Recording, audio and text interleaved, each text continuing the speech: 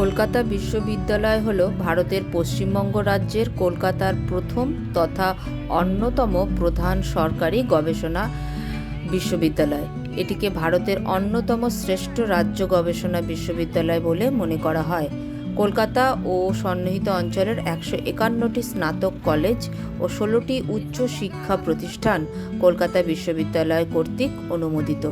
1857 সালের 24শে জানুয়ারি প্রতিষ্ঠিত এই বিশ্ববিদ্যালয়টি এশিয়ার প্রাচীনতম বহুমুখী ও ইউরোপীয় ধাঁচের একটি শিক্ষা প্রতিষ্ঠান।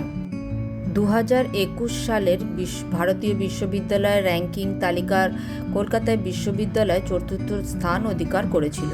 যে 5 জন বিখ্যাত নোবেল বিজয়ী এই বিশ্ববিদ্যালয়ের সঙ্গে যুক্ত তারা হলেন রোনাল্ড রস, রবীন্দ্রনাথ ঠাকুর, চন্দ্রশেখর ভেঙ্কট রামন, অমর্ত্য সেন, অভিজিৎ বন্দ্যোপাধ্যায়।